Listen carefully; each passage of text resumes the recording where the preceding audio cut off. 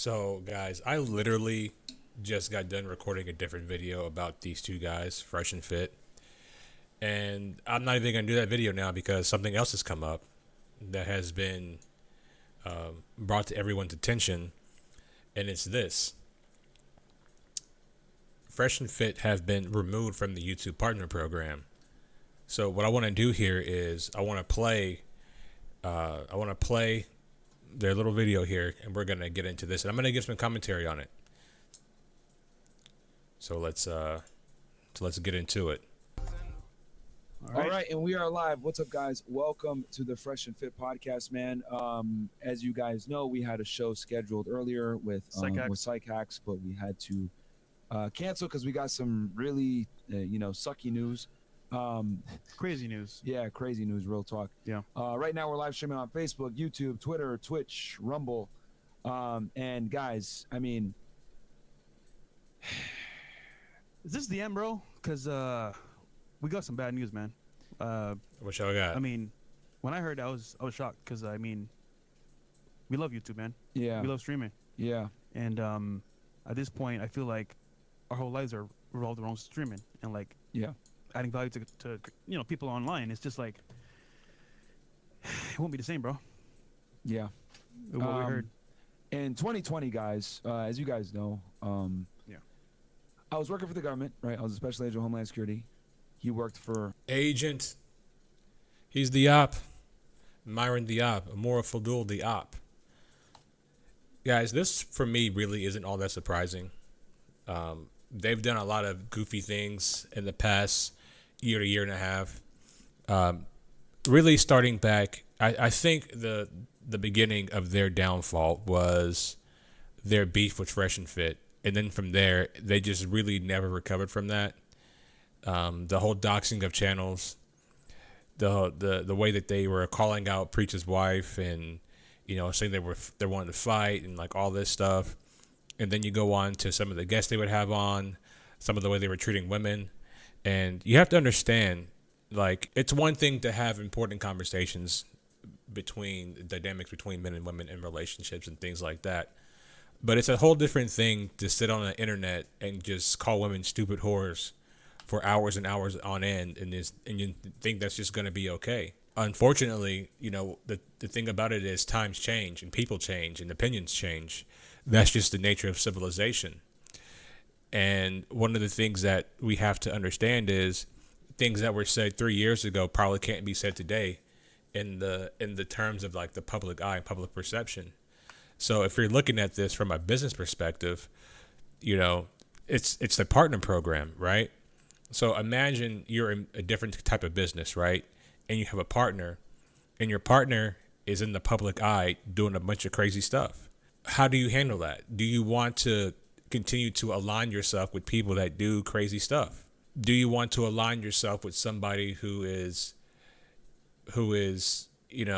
wearing Klan hoods, making monkey noises, talking about other people's wives, calling women whores all day long on the internet, and then allowing their base, their subscribers to chat in to also say rude and mean things to women, right? Whether it's warranted or not, right?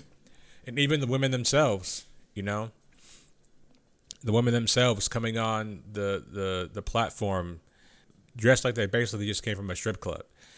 Are these things that if you were running a business and you had your partner and he was associated with all this stuff, like, would you want these types of things in your business? I'm just going to ask you guys that question. I go, I let my supervisor know, hey, I got to go up to, the internal affairs office, right? Because it's not at the same building as us. And, I go over there and they take my phone. And I'm like, what the hell? Like, what's going on here? And then, and then they're like, they didn't want to tell me, but they're like, hey, we're part of an internal investigation. Next day I meet up with the special agent in charge, and they tell me, hey, it has to do with your YouTube. And right there it clicked. I was like, wait, hold on. Okay. They probably think that I'm recording videos on my phone. Like, that's what it is, which it was a fucking like iPhone 6 or 7. It was a piece of shit. And what ended up happening is I had to make a really tough decision that month. I remember going back and forth, trying to negotiate, trying to figure out what we're gonna do, and you know, they're like, no, like you have to pick one. You have to either you're gonna be a YouTuber. I wonder if they're going to Or you take can be like a any special accountability but for you're the not gonna things do they've both. done. You know what I'm saying? Like, if they could be honest and be objective about their YouTube career, and they've had a hell of a run. Like, they did way better than I've done on YouTube up to this point, right? I wonder if they're going to be objective and take accountability for some of the boneheaded things that they've done, like starting the beefs, like, you know what I'm saying, trying to dox channels, you know, the having controversial guests on, like people like Nick Fuentes, and having Sneeko on after he was banned. I wonder if they're going to look at all these things and be like, well, maybe we shouldn't have done that. You know what I mean? I don't know. You know, it just seems like right now that it's just like a really big sob story. Like, poor us. Like, we were just trying to help. No, you were trying to make money. And I had to make that decision. I remember you were there. Yeah. We had Andrew here, and I was like, well, we got people working for us now. There's people that depend on us. You had to pretty much quit your gig. So I was like, all right, I'm going to resign. And I walked in December 5th, turned in all my stuff, and yeah, I walked away from the U.S. government. It was a good, you know, six-figure job. It was stable. It was a lot of fun. I enjoyed it. You guys know on my Fed Reacts, you guys see how I talk when I'm talking on that channel, and yeah, and I haven't. I tell you guys that story to tell you that I haven't felt like that since today, and it sucks, guys. It really does suck. You know, fortunately, we made some moves, etc. You know, and we kind of knew that the type of content that we make, for us to be able to give you this content, we have to. Comes at a cost. It comes at a cost, dude. And it won't be here forever. Yeah. I don't think it was really like an issue because, you know, Kevin Samuels, you know, shout out to him. He was talking about a lot of the same stuff, you know, and even he was, you know, going back and forth with women a lot too, but he wasn't doing what you guys were doing. You know what I'm saying? You guys were doing some very foul stuff. You know what I'm saying? Like, Kevin Samuels was like the cream of the crop when it came to like the red pill content. He was like at the top. You know what I'm saying? He was very eloquent when he spoke. You know what I'm saying? And a lot of times, you know, he had an ability to control conversations a little bit better without, you know, directly demeaning women. You know what I'm saying? Was he stern? Was he direct? Yes. But you guys were like, let's just call a spade a spade. You guys were disrespectful straight up. You know what I mean? So like,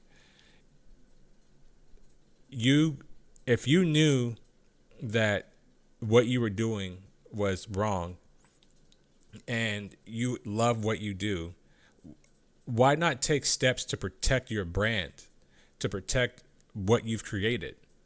It seems inherently irresponsible to not put steps in place. And I'm not saying like you have to change your whole model. I'm just saying it's like, hey, you know, we see like this content's kind of edgy, right? But maybe you can, you know, tone it down a little bit. Maybe not call women whores. Maybe not, you know, go into Frank Castle mode and try to bully women on your streams. Like, I'm just saying, like, there's like a whole bunch of things that you could potentially do here that you didn't do, right? And now you want to try to look back in hindsight, but it's just like, these are the things right here, right? And we can look at the situation for anybody that's trying to, you know, go into the vacuum where this let me rephrase that. For anybody that's going to absorb the vacuum where they have left this void, if anybody wants to fill that, you know, take what they've done and learn from it. You know what I'm saying? Like, learn that there are certain things that YouTube's not going to tolerate. You know, no matter how much we want to say, like, we have free speech and like all this stuff, it's not your platform. You don't own it. You're a partner. They have the control. You don't have the control. They do. So if you're trying to build something that you want to last forever and ever and ever throughout the annals of history until the internet's over with, right? Understand that they are in control. And at any moment, like, there are channels that get their channels deleted for a lot less. So we have to keep that in mind as we move forward, as we try to navigate this space. And we you knew know, that going Fresh into it. always said this. You know, enjoy us while you can. Yeah. Uh, They thought we was capping, man. yeah. They thought it was a joke. And you know, we made moves on the side knowing that this could potentially happen. And guys, we the channel has been kicked off the YouTube partner program. Just keep it straight with If you y'all. look right now, you can't even Uh. super chat or You become can't a even member. super chat right now. Yep. So this is the beginning of the end of this era. So we are in trolling chat. So Yeah. Yeah. So you literally can't. Yeah, man. So it's so basically we're gonna. But I thought what do you call it? I thought Rumble was like monetized and all that stuff. I thought they could be on Rumble and make money from that. I guess the money's not popping like YouTube because they seem very hurt about losing. I mean, you have to understand, like, they probably made thousands and thousands of dollars, you know, from each stream. Because you got to remember, some dudes are chatting like they're doing like $100, $500, $600, and they're doing that for like 6, 7 hours, 8 hours straight, getting that kind of revenue. They're making money, bro. And you know, hopefully the moves they made on the outside of the YouTube space, you know, work out for them. But yeah, they just lost, you know, probably 90% of their revenue, which is crazy. Figure out what's going on because we don't even really know all the details. You we're know the working details. with YouTube to try to. Come on, you know the details. You know exactly why your channel got taken down. You may not want to come out and admit it because you want to make yourself seem better than what you are, but this is the accountability part. You guys did some foul stuff. You did some foul stuff, man. Just go ahead and admit it. Like it's all good, bro. You did some foul stuff. It's okay. Rock with it, bro. Sit in it. Bask in it.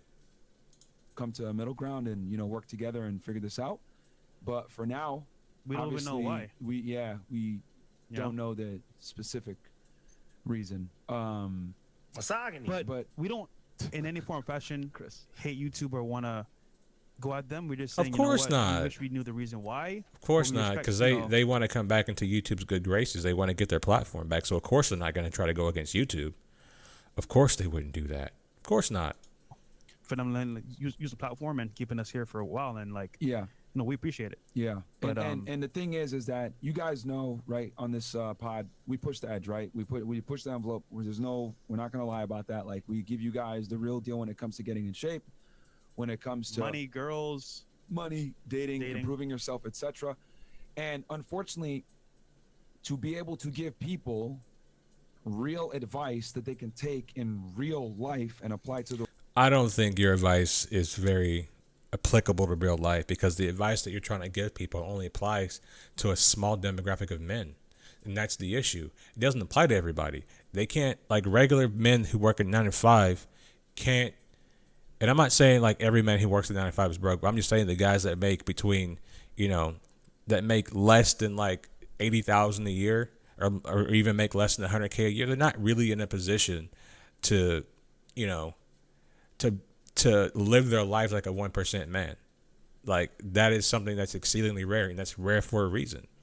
So telling men that they can live their lives like this, they can have this kind of access and they can do these kind of things, it's kind of selling those guys a dream. It's kind of delusional. You really sold guys a pipe dream. You know what I'm saying? And I think that you guys need to take a little bit of accountability for that. Because I kind of feel the same way about Andrew Tate in a sense that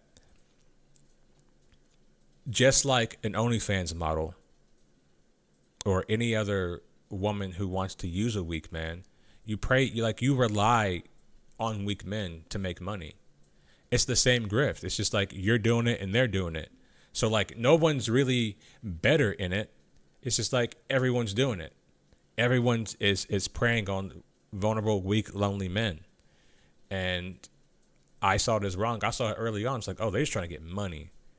You know what I'm saying? If anybody's trying to like put you on like on a course, on a membership course, and it's like, oh, this and that, sign up for our course and we're going to put you on game and this and that and our Discord, that's a whole pyramid marketing scheme, bro. Like, come on, man. I didn't want to fucking have to say that shit. I really didn't want to have to admit that. I wanted to just move the studio, surprise you guys. Yo, Yeah. new studio. It's lit, right? But, dude, there is a matrix, man. Like, I mean, we've talked No, about this not with really. Andrew at length. Like, people don't want you guys to get this message, dude. Even Rumble's under attack too, Bro, from everybody. Yeah, they're trying to Nobody's shut safe. Rumble down. I think at some point there was free speech where it was like, okay, you know what? Yeah. Say what you got to say. We won't crucify you. But nowadays, free speech is kind of like, is it even a thing? I mean, not really. The Matrix is not real, guys. Like, don't fall into that. Matrix is not a real thing, bro. It's not.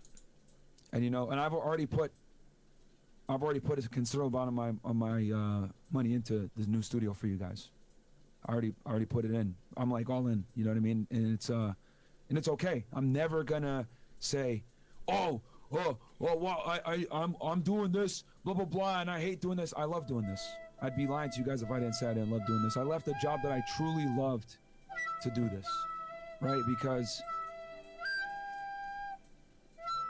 I shouldn't be admitting this, but saving children, right? That was great, but saving you guys is better. Oh, come on. Come on, Myron. Come on, dude. He really had to go there with it. Yeah, man, this is tough, bro. Cause Did he really have to go there with it, y'all? Like, saving children was good, but saving men was better? I don't think anybody, even as a man, I would be like, fuck me, save the children. You know what I'm saying? Forget me, save the children. Because I'm already, I've already lived. Like, give the kids a chance. They deserve a chance, right? You know what I'm saying? And, I don't want to have to, like, make that choice. But if I have to make that choice, I'm choosing the children, man, because they're innocent. Like, that's like a really, really weird stance to take for me. That's, like, really strange. Don't really get it. But, hey, that's how he feels. And, it's hard to say whether that's genuine and authentic or if he's trying to, garner support for them on Rumble, because sympathy sells, man. If you can make a good sob story, people will just give you money, bro. You know what I'm saying? If you can grift and make a good sob story, like, people will just open up their pocketbooks and just give to you. So I don't know if it's that. I don't know if he actually believes like what he's saying, if that's a performance. But I just think I've watched enough of this. This video is going to be long and difficult to edit as it is.